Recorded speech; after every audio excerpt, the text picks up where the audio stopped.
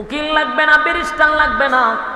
দুনিয়ার জমিনে যদি মামলা হয় গো, আপনার ব্যাপারে একজন উকিল দাঁড়ায়া যায় আপনার পক্ষে, আপনি অপরাধী হইলেও আপনারে বাঁচানোর জন্য ব্যারিস্টার সাহেব যত মিথ্যা আছে সব সাজাইয়া জজ সাহেবের কাছে এটা উপস্থাপন করে আপনারে বাঁচানোর জন্য। সেদিন সত্যটাকে মিথ্যা বানায়া দেয়, এই দুনিয়ার বিচার মিথ্যাটাকে সত্য বানায়া দেয়। কিন্তু হাসরের মাঠে আপনার হাত আপনার বিরুদ্ধে চলে যাবে, হাত আপনার বিরুদ্ধে উকিল হয়ে যাবে, পা আপনার বিরুদ্ধে উকিল হয়ে যাবে। জবানটা চিরতরে আল্লাহ বন্ধ করে দিবে। হাত কথা বলতে থাকবে, পা কথা বলতে থাকবে, আর জমিনও কথা বলতে থাকবে। বলুন সেদিন বাঁচার কোনো সুযোগ আছে? আর যুবক ভাইরা, কিয়ামতের আলামত হিসাবে ভূমিকম্প দেখ। আল্লাহ বলেন ছোট ছোট ভূমিকম্প 7 সেকেন্ড 8 সেকেন্ড 10 সেকেন্ড দিক। আর যেদিন বাঁশির মাধ্যমে দিব, ইসরাফিল আলাইহিস সালাতু ওয়াস সালাম যেদিন বাঁশি বাজায়াই দিবে, সেদিন তারকাগুলি ছুটে ছুটে পড়ে যাবে, সূর্যটা টুকরা টুকরা হবে, জমিন টুকরা টুকরা হবে। ওয়া আখরাজাতিল আরদু আসকালাহা। আল্লাহ রাব্বুল আলামিন বলেন, ওয়া আখরাজাতিল আরদু আসকালাহা, পৃথিবীর ভেতর থেকে তখন সব বাহির হইতে থাকবে, পৃথিবী কেঁপে ওঠে। আল্লাহ বলেন, বান্দারে আমি বুঝাইয়া দিলাম, 8 সেকেন্ড আর 10 সেকেন্ডের ভূমিকম্পে যদি কোটি কোটি হাজার কোটি মিলিয়ন ডলার যদি ক্ষতিগ্রস্ত হবে, আর আমি যখন ইসরাফিল আলাইহিস সালাতু ওয়াস সালামকে বলবো বাঁশি বাজায়া দে, আর ওই বাঁশি যদি বাজতে থাকে রে, আসমানটা ভেঙ্গে টুকরা টুকরা হওয়া শুরু হবে। জমিন থাকবে না, সূর্য পৃথিবীর থেকে 13 লক্ষ গুণ বড়। সুবহানাল্লাহ কে আছে? আপনারা কি বিরক্ত হইতেছেন? আপনারা যত বিরক্ত হবেন আমার জন্য তত সুবিধা, সেটা দিতে পারবেন। আমার যুবক ভাইয়েরা, মনোযোগ দিয়া কথাগুলি শ্রবণ করেন, মনোযোগ দিয়া শ্রবণ করেন। ছোট ছোট ভূমিকম্প দেয়, এতেই আমাদের কলিজায় পানি থাকে না। তখন একটু চিন্তা করেন, এগুলা তো আল্লাহ শুধুমাত্র আলামতের কারণে পাঠায়, বুঝায় যে দিমো, দেখ কেমনে দেই, এটাই বড় আকারে আসবে। আমার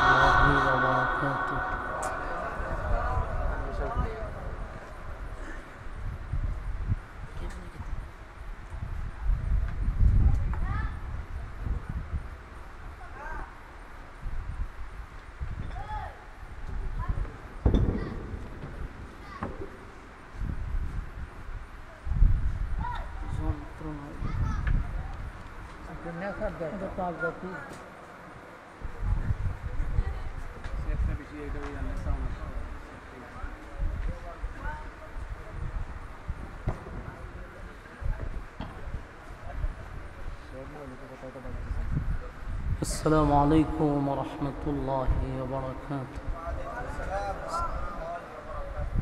الحمد لله الأكرم الذي خلق الإنسان وكرم وعلمه من البيان ما لم يعلم فسبحان الذي لا يحصى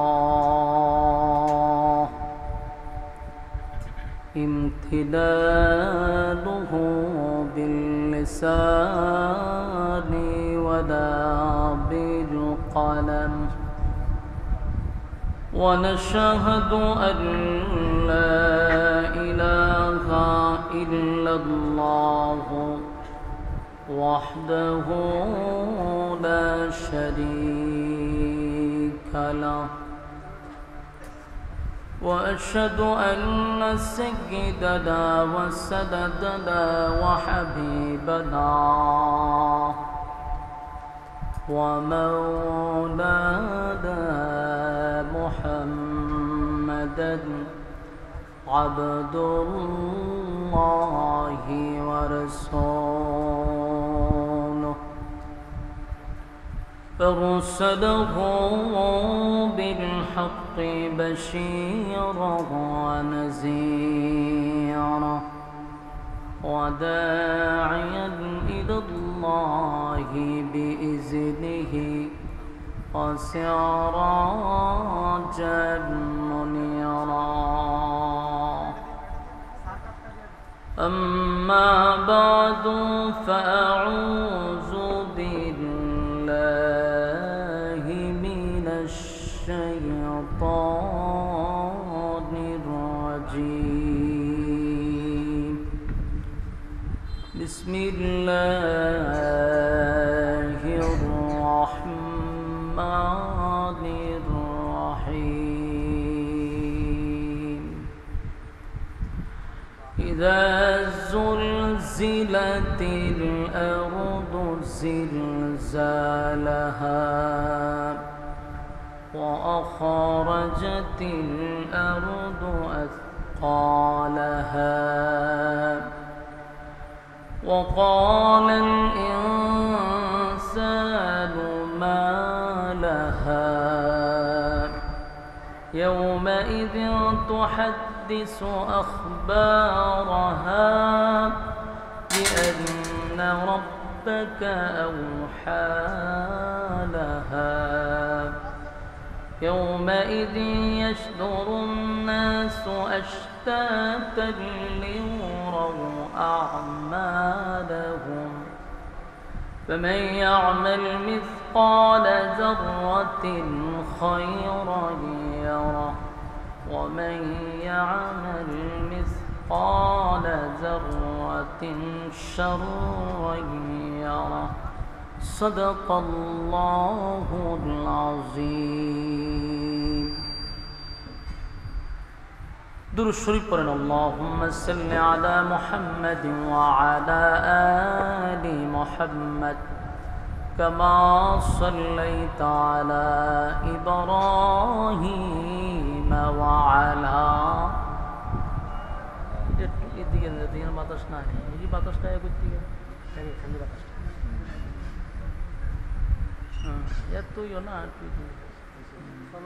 নিচে নামাই দিলেই তো বাতাসটা নিচ দিয়ে আইতো পড়েন اللهم صل على محمد وعلى آل محمد كما صليت على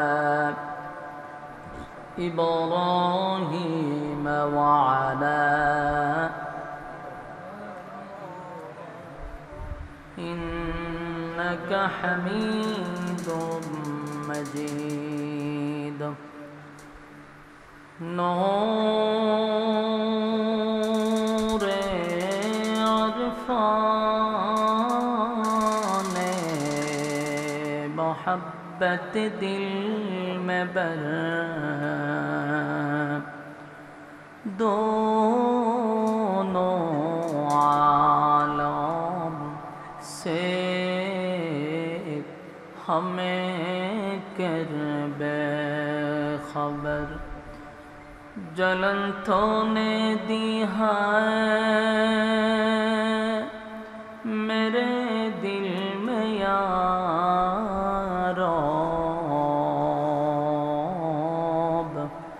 جلن کی دوا اب پھیلا دے خدایا سارے دنیا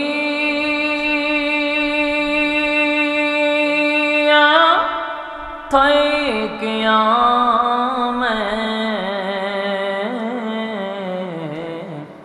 مثل دو دیکھا نہیں تیری مانند خوبصورت چاند بھی ہوتا نہیں بلغ العلا بکمالہ کشفت تجا حسنت جمیع خصالہ وسلم ذکر باطل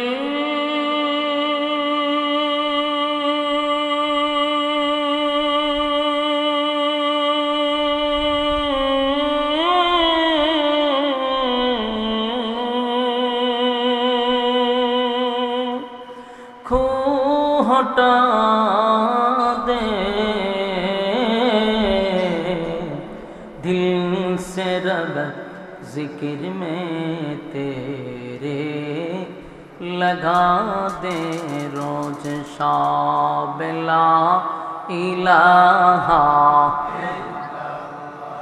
जोड़े ला इलाहा इल्लल्लाह ला इलाहा इल्लल्लाह ला इलाहा जोड़े ला इलाहा इल्लल्लाह ला इलाहा ला इलाहा इल्लल्लाह ला इलाहा ला इलाहा इल्लल्लाह मुहम्मदुर रसूलुल्लाह सल्लल्लाहु अलैहि वसल्लम। আলহামদুলিল্লাহ, মজলিশপুর উত্তরপাড়া আল ফালাহ ইসলামী যুব সংগঠনের উদ্যোগে আয়োজিত 14তম বার্ষিক ইসলামী মহাসম্মেলনের সম্মানিত আজকের যিনি সভাপতি হাজী মারফত আলী সাহেব, আরও আছেন জনাব আব্দুস সালাম সাহেব। আলোচনা করেছেন আপনাদের ব্রাহ্মণবাড়িয়ার কৃতি সন্তান, আপনাদের সুপরিচিত হজরত মাওলানা মুফতি কাউসার আহমদ হাসানী সাহেব দামাত বরকাতুহুম। ওয়াজ করেছেন হজরত মাওলানা মুফতি খলিলুর রহমান কাসিমি সাহেব দামাত বরকাতুহুম। হজরত মাওলানা মুফতি হুসাইন আহমদ হাবিবি সাহেব, মুফতি এমদাদুল হক সাহেব, মুফতি মুফাজ্জল বিন হারুন সাহেব সহ পরিচালনায় হজরত মাওলানা কেফায়াতুল্লাহ সাহেব, অতিথিবৃন্দ মুআজ্জাজ মুকাররম হযরত উলামায়ে কেরাম। ওইটা বন্ধ করেন, দম শুরু করছে।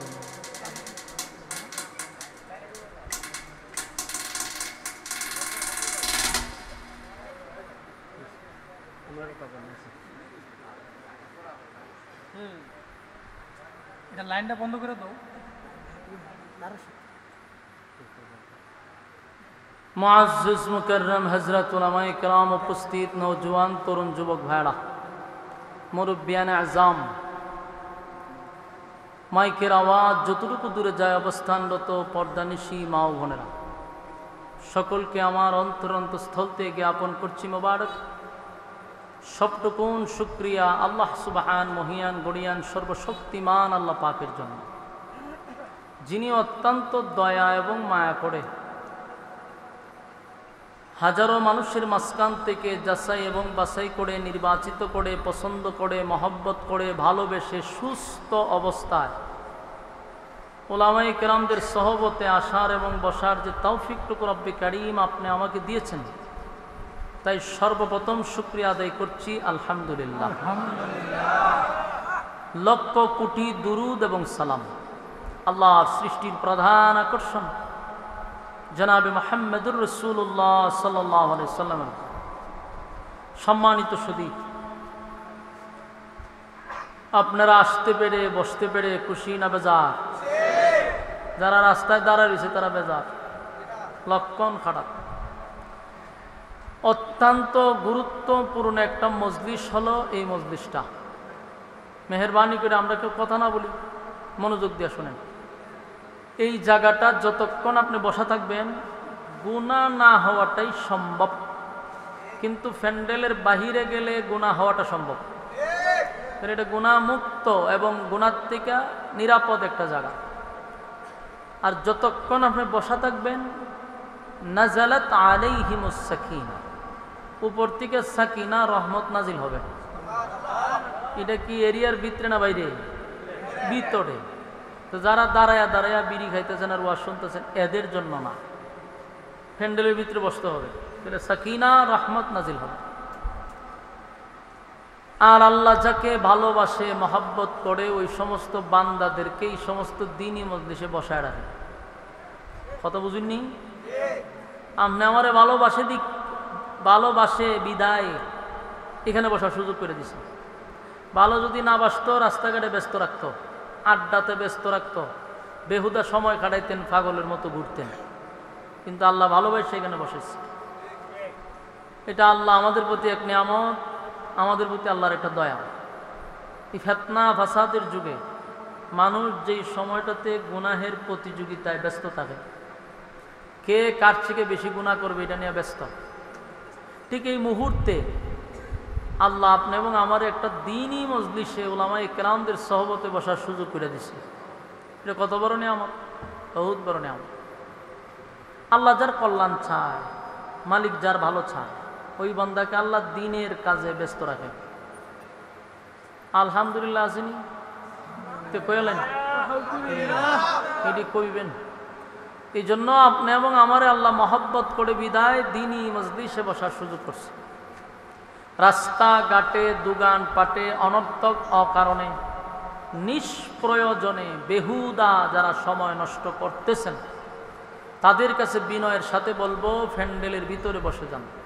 মাজালিসুল কোরআন, মাজালিসুল্লাহ, কোরআন হাদিসের মজলিস, এটা আল্লাহর মজলিস। এই জন্য আমরা বেহুদা সময় নষ্ট না করি।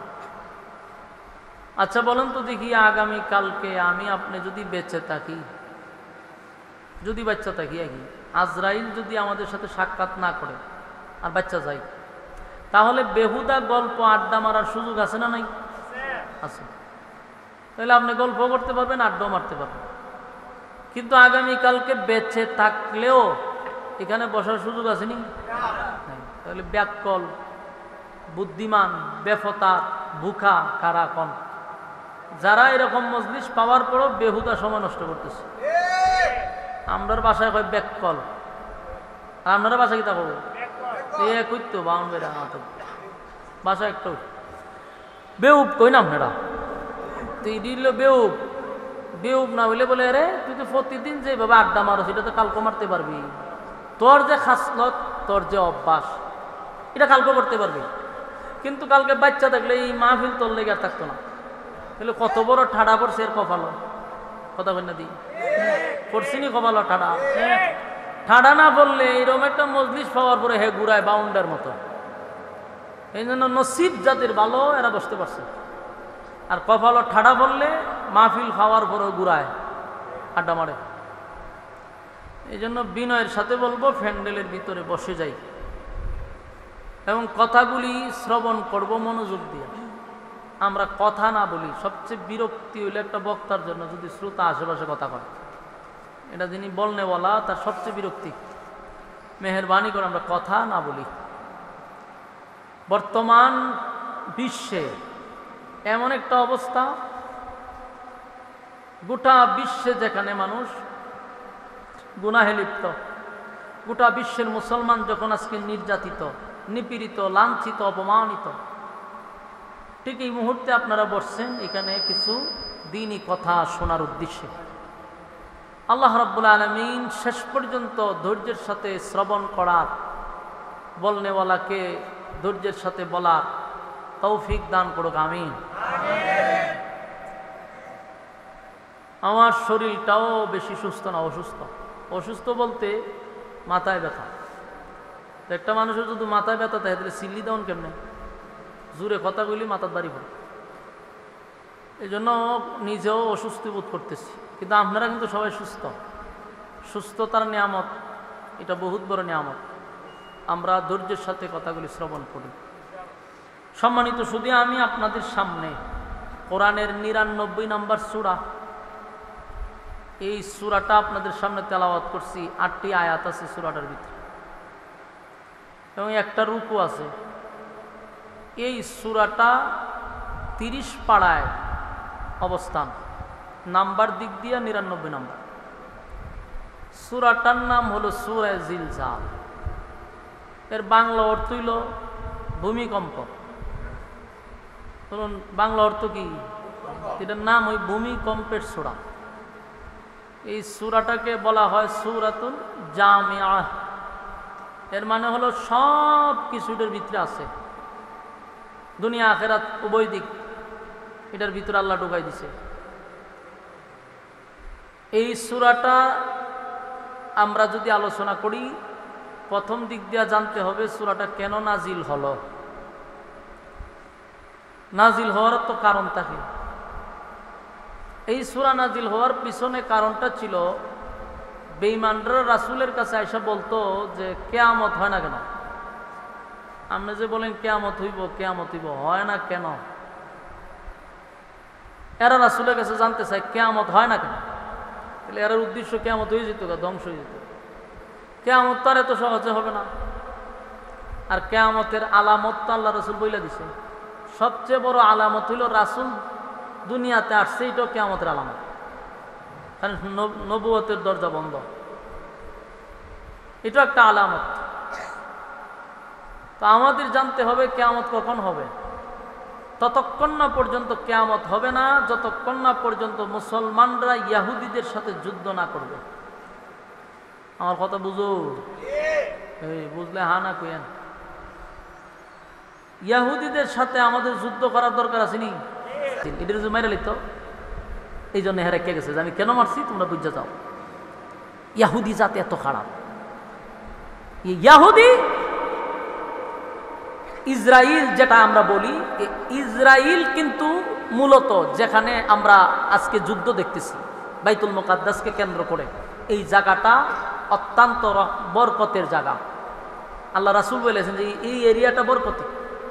এই মসজিদুল আকসা নিয়ে কিয়ামত পর্যন্ত যুদ্ধ চলবে, মুসলমানের হাতে আসবে ইনশাআল্লাহ। একবার দুইবার যুদ্ধ হয়েছে না? রাসূল দুনিয়াতে আসার বহু আগ থেকে যুদ্ধ হইতেছে এই মসজিদ নিয়ে। আমার কথা কি বুঝতেছে? ইব্রাহিম আলাইহিস সালাতু ওয়াস সালামের ছেলে ছিল দুইজন। একজনের নাম ছিল ইসমাঈল আলাইহিস সালাতু ওয়াস সালাম, আর একজনের নাম ইসহাক আলাইহিস সালাতু ওয়াস সালাম। এই দুইজন সন্তান ছিল। একজন ইসহাক আলাইহিস সালাতু ওয়াস সালাম, উনি ছিলেন এই ফিলিস্তিনে। উনার বংশধর ইসহাক আলাইহিস সালাতু ওয়াস সালামের বংশধর থেকে লক্ষাধিক নবী রাসূল দুনিয়াতে আল্লাহ পাঠাইছে, শুধু উনার বংশ থেকে। উনার বংশ থেকে যত নবী রাসূল আসছিল সবাই কিন্তু জেরুজালেমের মসজিদুল আকসার খাদেম ছিল। সবাই, সব নবীরা উনার বংশ থেকে যারা ছিল, সব নবীরা এই মসজিদুল আকসার নিরাপত্তা তারা দিছে, তারা এটাকে নিয়ে খেদমত করছে, এটার খাদেম ছিল। একজন ছিল ইসমাঈল আলাইহিস সালাতু ওয়াস সালাম, উনি ছিলেন মক্কায়, উনি ছিলেন বাইতুল্লাহর খাদেম। ওনার বংশধর বাইতুল্লাহর খাদেম, কুরাইশ বংশ। আর সেই বংশ থেকে একজন নবী আসছে, তিনি হলেন মুহাম্মদুর রাসূলুল্লাহ সাল্লাল্লাহু আলাইহি ওয়াসাল্লাম। আপনি দেখেন ইব্রাহিম আলাইহিস সালামের দুই ছেলের মধ্যে এক ছেলের পক্ষ থেকে লক্ষাধিক নবী পাঠাইছে, আর একজন নবী ইসমাঈল আলাইহিস সালাম, উনার বংশধর থেকে মাত্র একজন নবী আসছে, আর উনি হলেন আমাদের নবী মুহাম্মদ রাসূলুল্লাহ সাল্লাল্লাহু আলাইহি ওয়াসাল্লাম। তো ওনাদের ইসমাঈল আলাইহিস সালামের বংশধর ছিল বাইতুল্লাহর খাদেম, আর ইসহাক আলাইহিস সালামের যত বংশধর ছিল তারা ছিল বাইতুল মুকাদ্দাসের খাদেম। এটা তো আজকের থেকে না, বহু আগ থেকে। এই ইহুদি জাত যে কত খারাপ আপনাদেরকে আমি যদি বলতে যাই তাহলে মূল আলোচনায় যেতে পারবো না। তাই আমি একটা টাচ দিই যে ইহুদি কত খারাপ। ইহুদিদেরকে আল্লাহ বহু সুযোগ সুবিধা দিছে, তারা কিন্তু জান্নাতি খাবার পর্যন্ত খাইছে। বনি ইসরায়েলেরা জান্নাতি খাবারও পাইছে, জানেননি? আমি কি জান্নাতের খাবার খাইছি এখনো? এরা সরাসরি জান্নাতের খাবার খাইছে, এরপর অনেক মক্কারামি করছে। কথা বুঝতেছে?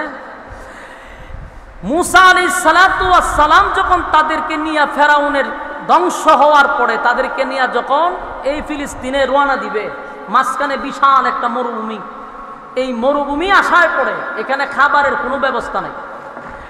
পাশে হইল বিশাল সাগর, এটার পানি হইল লবণাক্ত, আর এদিকে হইল মরুভূমি, খাইব কি?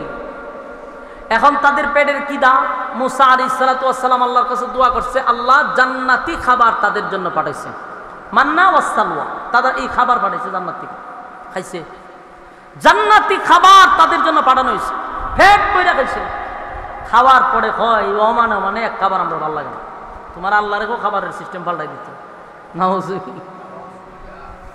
তো মুসা আলাইহিস সালাতু ওয়াস সালামকে আল্লাহ বলবো একটা কাজ করো, এরা যেহেতু নিত্য নতুন খাবার চায়, অসুবিধা নাই, এই নদী পার হইয়া তোমরা ফিলিস্তিনে যাও, সেখানে গিয়ে যুদ্ধ করো, যুদ্ধে যদি তোমরা বিজয় হও তাহলে ওই জমিনটা উর্বর আছে, সেখানে যে কোনো ফসল ফলবে। মুসা নবী বলেন, শোনো তোমরা তো খাবারের মেনু পাল্টাইতে চাও, অসুবিধা নাই, তো যুদ্ধ করতেই। এই জাতি, ইহুদি জাতি বলল যে যুদ্ধ যদি করতে হয় আপনি মুসা আর আপনার আল্লাহ মিলে দুইজন যুদ্ধ করেন, আর আমরা কেন রেস্ট নেই, যুদ্ধ বিজয়ী হইলে আমরা খবর দিন, আমরা যাব। আসেনি আলাকাত নাউজুবিল্লাহ। অন বুঝেন ইহুদি কত খারাপ। এই বনি ইসরায়েলের লোকগুলা এত ব্যাখা ছিল, হয় আপনি আর আপনার আল্লাহ যুদ্ধ করেন, আল্লাহর উপরে রাগ পাইতে গজব দিতে, গজব দিয়ে তাদের 40 বছর গজবের মধ্যে রাখছে, পাগলের মতো খালি জায়গায় জায়গায় ঘুরছে। এই গজবের মাঝখান দিয়েই মুসা আলাইহিস সালাতু ওয়াস সালাম দুনিয়ার থেকে ইন্তেকাল করছেন। পরে আসলেন আরেকজন নবী, উনি আসার পরে তারা স্বাভাবিক হইল, সুস্থ হইল, এদেরকে নিয়ে উনি যুদ্ধের ময়দানে গেছে, এর সাথে আবার যুদ্ধ রাজি হয়েছে, বোঝাম যুদ্ধ করে ফিলিস্তিন বিজয় করছে। এই যুদ্ধের পরেও তারা গাদ্দারি করছে, যুদ্ধের পরেও গাদ্দারি করছে। আল্লাহ রাব্বুল আলামিন তাদেরকে বলছে, তোমরা এই গেট দিয়া মাথা নত করে ঢুকবা আর মুখ দিয়ে আস্তাগফিরুল্লাহ বলতে থাকবা। তারা কত বড় জাহেল চিন্তা করেন, আল্লাহ যেখানে বলছে মাথা নিচু করে যেত, এরা মাথা উপরে দিয়া পিছন দিয়ে দিয়ে গেছে, মানে আল্লাহর কথারে উল্টে গেছে। ইতে এমন খারাপে খারাপ। তো এই জাতির সাথে আমাদের যুদ্ধ করতে হবে, তখনই কিয়ামত হবে। কথা বুঝতেছেন? এরা যখন বারবার বলে কিয়ামত কখন হবে, কিয়ামত কখন হবে, আল্লাহ তখন এদের কথার জবাবে সূরা জিলজাল নাজিল করে। আল্লাহ তখন বলেন, ইদা যুলজিলাতিল আরদু জিলজালাহা। আল্লাহ রাব্বুল আলামিন বলেন, মক্কার মানুষ, এমন কি ইহুদিরা, খ্রিস্টানেরা, বিধর্মীরা নবীর কাছে বারবার একটা কথাই বলতে লাগলো, কেন কিয়ামত হয় না, কিয়ামত কখন হবে? আল্লাহ রাব্বুল আলামিন সূরা জিলজাল নাজিল করে জানায়া দেয়, যুলজিলাতিল আরদু জিলজালাহা। জমিনের মধ্যে একটা ভূমিকম্প হবে, ভূমিকম্প হবে, তার মানে ভূমিকম্পটা হলো কিয়ামতের একটা আলামত। কথা হয় না? ছোট ছোট ছোট ছোট ভূমিকম্প এখন যা হচ্ছে, এটাও একটা কিয়ামতের আলামত। কিছুদিন আগে দেখছেন না, মায়ানমারেও কিন্তু ভূমিকম্প হয়েছে, থাইল্যান্ডে ভূমিকম্প হয়েছে, এর আগে হয়েছিল তুরস্কে ভূমিকম্প। এই ভূমিকম্পের কারণে বহু মানুষ মারা গেছে, বিল্ডিং গুলা ধসে পড়ছে। এই যে ভূমিকম্প হয়, এটা কিন্তু কিয়ামতের একটা আলামত। কথা কি বুঝতেছেন আমার যুবক ভাইরা? ভূমিকম্প কেন হয় গো? ভূমিকম্প হইলে পরে জমিনটা কেঁপে ওঠে। আল্লাহ কয়, এটা তো ছোট ছোট ভূমিকম্প দিয়ে আমি স্মরণ করায়া দিই যে এর থেকে বড় একটা ভূমিকম্প হবে। যা যুলজিলাতিল আরদু জিলজালাহা, ওইটা হবে বড় ভূমিকম্প। যে ভূমিকম্প হইলে পড়ে আসমান থাকবে না, জমিন থাকবে না, সূর্য চন্দ্র গ্রহ নক্ষত্র পাহাড় পর্বত সাগর নদী নালা খাল বিল কীট পতঙ্গ যা দেখি না সব ধ্বংস হয়ে যাবে, কিচ্ছুই থাকবে না বড়টা হইলে পড়ে। তাই মাঝে মধ্যে ছোট ছোট ছোট ছোট লারা দিই, 8 সেকেন্ড 7 সেকেন্ড 10 সেকেন্ড, এই 8 সেকেন্ড আর 10 সেকেন্ড আর 2 সেকেন্ডের ভূমিকম্পে গোটা পৃথিবী কেঁপে ওঠে।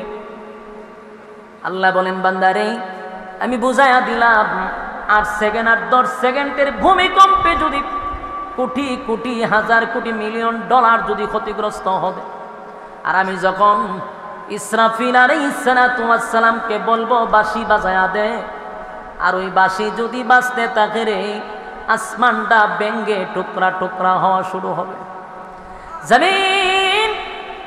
জমিন থাকবে না, সূর্য পৃথিবীর থেকে 13 লক্ষ গুণ বড়। সুবহানাল্লাহ কে আছে? আপনারা কি বিরক্ত হইতেছেন? আপনারা যত বিরক্ত হবেন আমার জন্য তত সুবিধা, ছেড়ে দিতে পারবেন।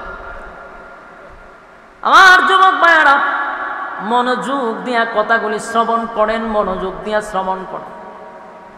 ছোট ছোট ভূমিকম্প দেয়, এতেই আমাদের কলিজায় পানি থাকে না।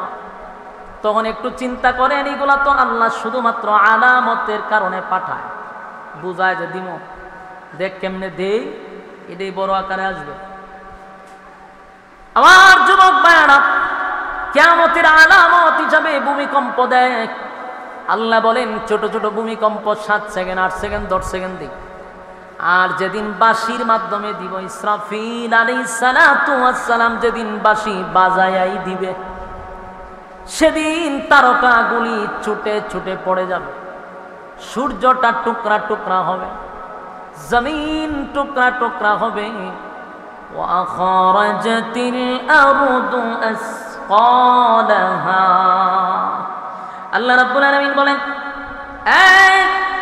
ওয়াখরাজাতিল আরদু আসকালাহা, পৃথিবীর ভেতর থেকে তখন সব বাহির হইতে থাকবে। এই জমিনের নিচে কিন্তু বহু সম্পদ আছে, এটা বিশ্বাস হয়? কিয়ামতের আগে একটা স্বর্ণের পাহাড় বাইরিব। হয়তো কি যে আলামত দেখতেছি বেশি দিন নাই, ওই পাহাড় নিয়েও, স্বর্ণের পাহাড় নিয়ে বিশ্বযুদ্ধ শুরু হবে। সব দেশ যুদ্ধ শুরু করে দিব এই স্বর্ণের পাহাড় নিয়ে। তার মানে জমিনের নিচে স্বর্ণের পাহাড় আছে। আর এই পাহাড় নিয়ে লুভে প্রত্যেকটা দেশ এই যুদ্ধে অংশগ্রহণ করবে। আর সেই যুদ্ধের প্রায় 100 জনের মধ্যে 99 জন মারা যাবে। আমার কথা কি বুঝতেছেন? এটা খুব সামনে শীঘ্রই হইতে পারে, লুভের কারণে। মানে স্মরণটা প্রত্যেক দেশ, যেমন বাংলাদেশ আমি কমো যে এটা আমার, আরেক দেশ কবে এটা আমার, আমার করে সব দেশে লাগবে যুদ্ধ। প্রতিটা যুদ্ধের প্রত্যেকটা সৈনিকের মধ্যে দেশের প্রতিটা মানুষের 100-র মধ্যে 99 জনই মারা যাবে, একজন বেঁচে থাকবে। তাহলে বুঝেন আপনি কত হাজার কোটি মানুষ মারা যাবে। বুঝতেছেন? কত 100 কোটি মারা যাবে, জনসংখ্যা কমে যাবে পৃথিবীর এই যুদ্ধের পরে। এর মানে হলো জমিনের নিচে আমার আল্লাহ সম্পদ রেখে দিছে। এই সম্পদের জন্য আমরা যুদ্ধ করব, সম্পদের জন্য মারামারি করব, কাটাকাটি করব, সম্পদের জন্য জীবন দিব। আল্লাহ রাব্বুল আলামিন বলেন, আখরাজাতিল আরদু আসকালাহা, জমিনের ভিতর থেকে সেদিন সব জমিন উগলায়া দিবে। উগলানি বুঝেননি? ভূমি গইরা দিব, জমিন ভূমি করবে। আর জমিন যখন ভূমিকম্প দিবে, জমিন যখন উগলায়া দিবে রে, সেদিন মানুষগুলা তাকায়া দেখবে আর বলবে, এই ভূমির জন্য বুঝি উগলায়া যে বাহির করছে এটাকে ভূমি বলা হয়, এই ভূমির জন্য বুঝি আমরা মারামারি করছি। হায় আফসোস, এই ভূমি নিয়ে আমরা কত মারামারি করলাম, জীবন দিলাম, সেদিন মানুষগুলা আফসোস করবে। আমার যুবক ভাইরা, জমিনের নিচের থেকে সম্পদ বাহির হইতে থাকবে, স্বর্ণের পাহাড়, হীরামণি মুক্তা সহ সব বাহির হয়ে যাবে।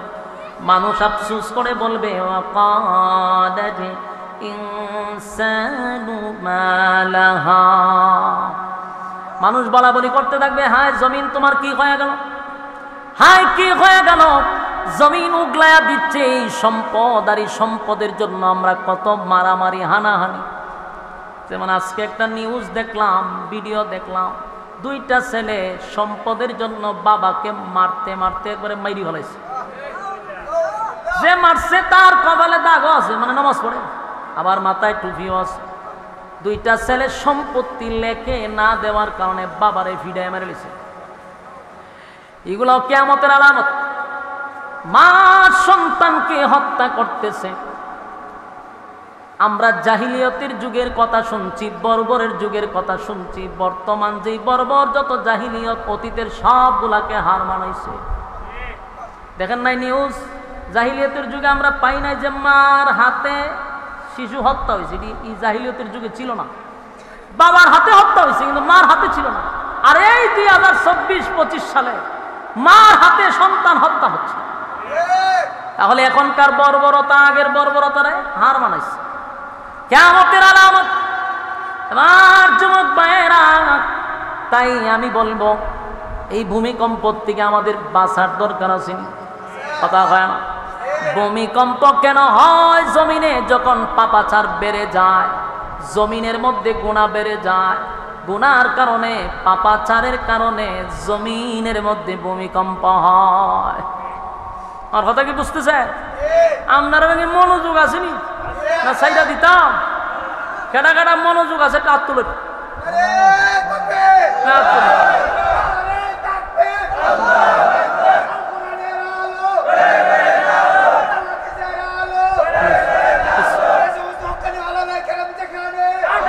ঠিক আছে,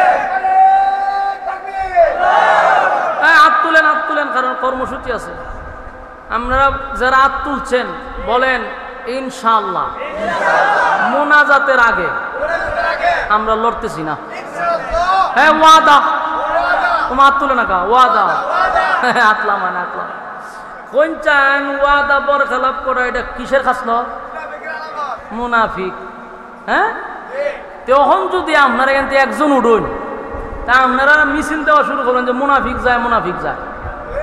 বুঝিনি কাম? মান সম্মান বাঁচাইবার লাগে আমরা বইয়ে দাম লাগবে। কথা বলেন না? দি লড়ন যেত না।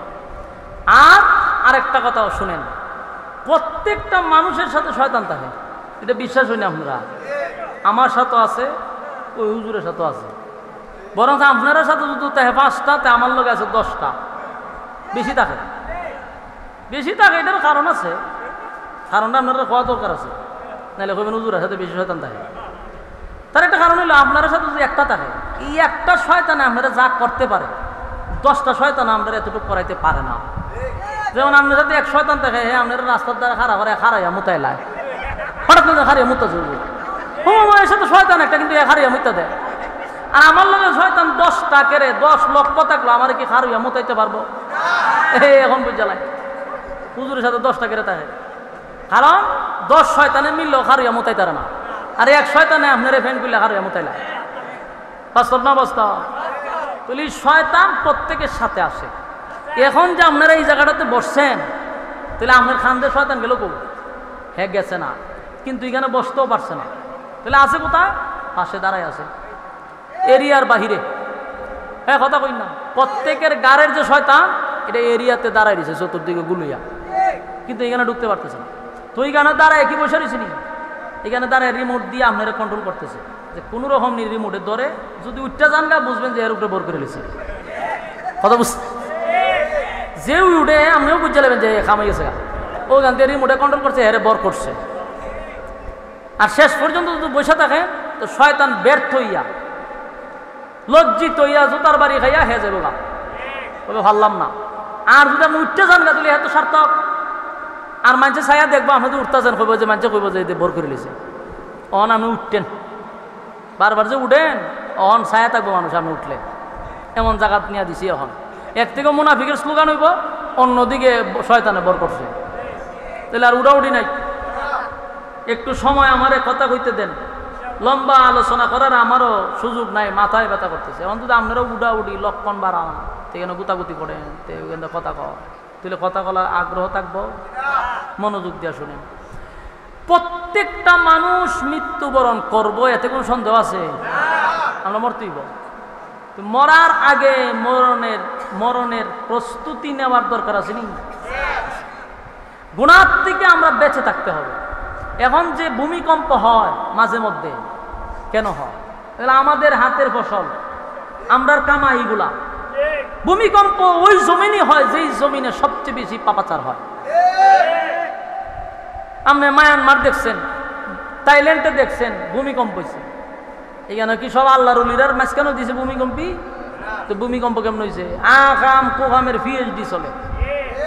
বাংলাদেশে মাঝে মধ্যে লাড়া দেয়, কিন্তু বাংলাদেশে 10 আয়ার নেয় না কেন? বাংলাদেশে লক্ষ লক্ষ মসজিদ মাদ্রাসা আছে, লক্ষ লক্ষ মাসুম বাচ্চারা তাহাজ্জুদের সময়টা কোরআন তেলাওয়াত করে। এই কোরআনের তেলাওয়াতের কারণে মাসুম বাচ্চাদের চোখের পানির কারণে আল্লাহ জমিনে ভূমিকম্প দেয় না। কিন্তু আমাদের গুনাহ যখন বেড়ে যাবে, আল্লাহ ভূমিকম্প দিবে। এই ভূমিকম্প থেকে আমাদের বাঁচার দরকার আছে নি? এরপরে ঠান্ডা ভালায় ওই আইতো যে টাটার সময় টাস টুস টাটা ফেলায় মানুষ মেরালাম। কারণটা কি? গুনার প্রতিযোগিতা চলছে, অতিরিক্ত প্রতিযোগিতা চলছে। আল্লাহ আমাদেরকে হেফাজত করুক।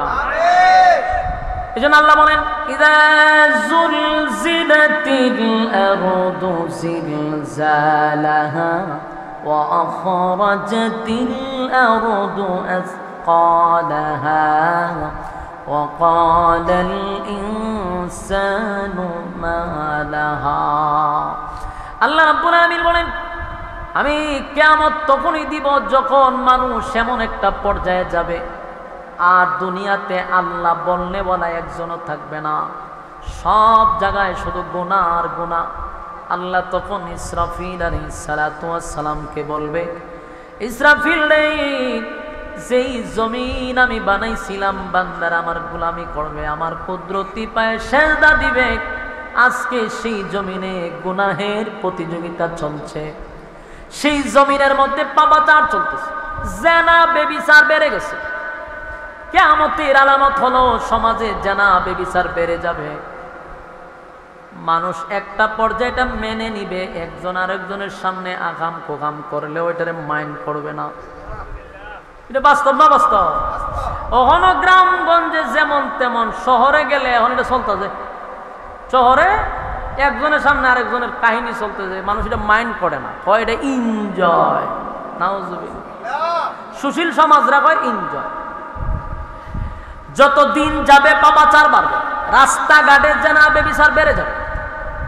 মানুষ একজন একজনের বাধাও দিত না, বলে রে এটা করিস না করিস না, সব বানা শরম, এটা হইতো না।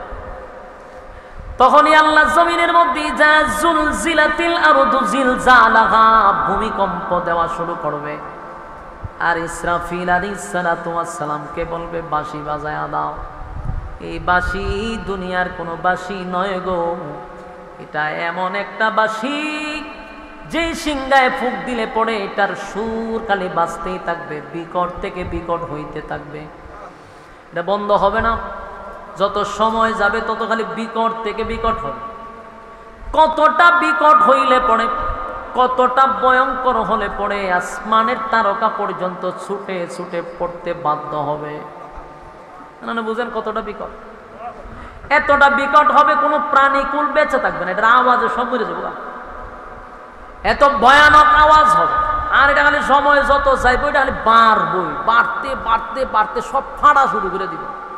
চন্দ্র সূর্য গ্রহ নক্ষত্র পাহাড় পর্বত সব পুরা শুরু করে দিবে আওয়াজে, সব ধ্বংস হয়ে যাবে, বিশ্ব পরিস্থিতির পরিসমাপ্তি ঘটে যাবে। আল্লাহ বলেন কুল্লু মান আলাইহা ফান ওয়া ইয়াবকা ওয়াজহু রাব্বিকা যুল জালালি ওয়াল ইকরাম। আল্লাহ সব ধ্বংস করে দিন। বাচ্চা যিনি থাকবে উনি কে? কথা কয় না। সব ধ্বংস, বেঁচে থাকবে তিনি কে? ওনার মরণ নাই। আর মানে সব সাইজ হয়ে যাবে। আল্লাহ বলে ইযা যুলজিলাতিল আরদু জিলজালাহা, জমিনের মধ্যে ভূমিকম্প দিব। ওয়া আখরাজাতিল আরদু আসকালাহা, জমিনের ভিতর থেকে সব বাহির হয়ে যাবে। ওয়াকালাল ইনসানু মা লাহা, মানুষ তখন বলবে হায় জমিনের কি হয়ে গেল। মানুষ বলবে জমিনের কি হয়ে গেল। আল্লাহ তখন বলেন ইয়াউমা ইযিন তুহাদ্দিসু আখবারাহা, সেদিন জমিনের ভিতরে জমিনের উপরে যা যা ঘটছিল, আপনি যত আকাম প্রকাম করছেন সব জমিন বর্ণনা করতে থাকবে। কিতা বুঝোয়? উকিল লাগবে না, ব্যারিস্টার লাগবে না। দুনিয়ার জমিনে যদি মামলা হয় গো, আপনার ব্যাপারে একজন উকিল দাঁড়ায়া যায় আপনার পক্ষে, আপনি অপরাধী হইলেও আপনারে বাঁচানোর জন্য ব্যারিস্টার সাহেব যত মিথ্যা আছে সব সাজাইয়া জজ সাহেবের কাছে এটা উপস্থাপন করে আপনারে বাঁচানোর জন্য। সেদিন সত্যটাকে মিথ্যা বানায়া দেয়। এই দুনিয়ার বিচার মিথ্যাটাকে সত্য বানায়া দেয়। কিন্তু হাসরের মাঠে আপনার হাত আপনার বিরুদ্ধে চলে যাবে, হাত আপনার বিরুদ্ধে উকিল হয়ে যাবে, পা আপনার বিরুদ্ধে উকিল হয়ে যাবে। জবানটা চিরতরে আল্লাহ বন্ধ করে দিবে। হাত কথা বলতে থাকবে, পা কথা বলতে থাকবে আর জমিনও কথা বলতে থাকবে। বলুন সেদিন বাঁচার কোনো সুযোগ আছে? কথা হয় না। আপনি বাঁচবেন কিভাবে? হাত পেবে আল্লাহ আমারে দিয়ে এই কামরা করেছে, আমি এইভাবে দৌড়ছিলাম। চোখ বলবে আল্লাহ আমারে দিয়ে দেখছিল, কান বলবে আল্লাহ আমার দিয়ে শুনছিল, নাক বলবে আল্লাহ আমার নিয়ে গ্রাণ নিছিল, পা বলবে আল্লাহ আমার দিয়ে হাঁটাইয়া জায়গা পর্যন্ত নিয়ে গেছিল, আর জমিন বলবে আল্লাহ আমার পিঠের উপরে দাঁড়াইয়া আগাম করছিল। সেদিনের জজ হবেন আল্লাহ স্বয়ং নিজে, বিচারক। আল্লাহ বলেন আমি ইনসাফের বিচার করব, সাবধান আমি কোনো বেইনসাফি বিচার করব না, মানুষের উপর আমি জুলুম করব না। ইনসাফের বিচার আল্লাহ কায়েম করবে। দুনিয়ার জমিনে যারা বেইনসাফি বিচার করতেছ, ইনসাফওয়ালা বিচারকের কাছে তুমি ধরা পড়ে যাইবা। কারণ সেদিন তো আর মিথ্যা কোনো বিচার হবে না। কারণ উকিল সব আপনার বিপক্ষে দাঁড়াই গেছে, হাত পা সব, আপনি মুখ বন্ধ, আপনি নিজেও ব্যাক করতে ঘটনা কিতা, আমার অঙ্গ প্রত্যঙ্গ দিয়ে আমার বিরুদ্ধে বাঁচার আর সুযোগ কো। এই জন্য মানুষ দিশে হারা হয়ে যাবে। জমিন কথা বলতে থাকবে। আল্লাহ বলেন জমিন কথা বলতে থাকবে। কেন জমিন কথা বলবে? জমিন তো নিজে নিজে কথা বলতে পারে না। আল্লাহ বলেন কি বিআন্না রাব্বাকা আওহা লাহা, জমিন নিজের থেকে কথা বলে না গো, জমিনকে আমার মালিক অর্ডার দিবে, তাই জমিন কথা বলতে থাকবে। আল্লাহ অর্ডার দিব, জমিন জমিন কইতে থাকবে। জমিন সেদিন কথা বলতে থাকবে। বাঁচবেন কেমনে? বাঁচার কোনো সুযোগ নাই, বাঁচার কোনো সুযোগ নাই। তাই আকাম পোকাম, দিনের খাম রাত্রের খাম বন্ধ করার দরকার আছে না? না, আমরা দেশের মানুষ এখন এমন পাওয়া পাইছে, আগাম পোকাম শুরু করছে আগের তেমন বেশি। হলো চুরি ডাকাতি বদমাশি লুট পাট চাঁদাবাজি টেন্ডারবাজি সব শুরু করে দিছে। বাস্তব না বাস্তব? আগে যেখানে সাদা দেওয়ান লাগছে 200, অন দেওয়ান লাগে 500, প্রমোশন বাড়ছে 300 বাড়াই দেয়। বাস্তব বুঝি না বাস্তব? প্রত্যেকটা সেক্টরে সাদা কমছে না বাড়ছে? আগে দিত 500তে, এখন দেওয়ান লাগে 1000। এমন আকাম গোয়াম শুরু হয়েছে। এই চাঁদাবাজি টেন্ডারবাজি আর চুরি বাটপারি বদমাশি করে যা সম্পদ জমাইছ, যা খাইতেছ, রক্ত হইছে, এখান থেকে বাচ্চা কাচ্চা ফায়দা করতেছ, সব হারামজাদা। একটা ভালো হইতো, এটি আবার বাফে নিচে 500, ফুতে নিব 1000। মানে তো সাদা খাইয়া ফেডের ভিতরে বড় হইছে। কথা কই না দি? যারা বাইরে বেড়ে গিয়ে আল্লাহর অলি বাইজিদ মুস্তাফিও পারিব। কথা কই না দি? এটা আবু জাইল্লা সাসাত্ত পাইয়া পারিব। বাপের সাথে প্রতিযোগিতা করবো, আব্বাই নিজে 500, আমি নিব 1000। যেটা বর্তমানে এখন হইতেছে, হয় ভাই আগে তো দিতাম 500, হয় রে প্রমোশন বাড়ছে, এখন 1000 টাকা দিতেই। এই যে পাপাচার শুরু প্রত্যেকটা সেক্টরে, গুম হত্যা মারা মারি কাটা কাটি বাড়ছে না কমছে? তোমার দিয়ে আওয়াজ কমো বাড়ছে। আর রাস্তা তো নাই কুবাই লাই এখন কেন কুবাই? বড় ভাই আছে, বড় ভাই সিগনাল দেয়, মাইরা ভালাই দেয়। আল্লাহ রাব্বুল আলামিন বলেন সেদিন এই জমিন তোমার বিরুদ্ধে আদালতে দাঁড়ায়া বলবে আল্লাহ আমার পিঠের উপরে দাঁড়াইয়া সে একটা মানুষকে হত্যা করছে। যাবেন কো? দুনিয়ার আদালতে না হয় আপনার ব্যাপারে উকিল দাঁড়ায়া যায়, বড় ভাই ছোট ভাই, অমুক নেতা তমুক নেতা, ফাতি নেতা, বড় নেতা ছোট নেতা, সব নেতা আপনার পক্ষে দাঁড়ায় আপনাকে জামিন করে দিল। কিন্তু আল্লাহর আদালতে জামিন পাওয়া সম্ভব না, কারণ আপনার বিরুদ্ধে সব দাঁড়ায় গেছে।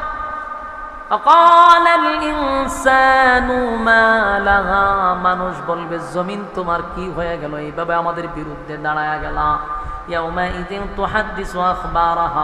সব ঘটনা জমিন বর্ণনা করতে থাকবে। এরপর আল্লাহ বলেন তোমরা কি মনে করছো জমিন এমনি এমনি কথা বলে না? আমি আল্লাহ জমিনকে অর্ডার দিছি, তাই জমিন বর্ণনা করতেছে। সুবহানাল্লাহ। এরপর আল্লাহ বলেন ইয়াউমা ইযিন ইয়াসদুরুন নাসু আশতাতান লিউরাউ আ'মালাহুম, সেদিন তোমাদের কৃতকর্ম তোমাদের সামনে দেখানো হবে।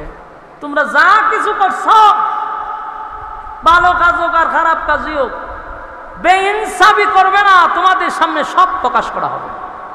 কথা কি বুঝতেছেন? আমার যুবক ভাইয়েরা, কথাগুলি দিলের কান লাগায় শুনেন। আমি আপনাদের উদ্দেশ্যে যে কথাগুলি বলতেছি একটাও আমার মন গড়া কোনো কথা না, কোরআন থেকে কথাগুলি উপস্থাপন করতেছি, মনোযোগ দিয়ে শোনা দরকার।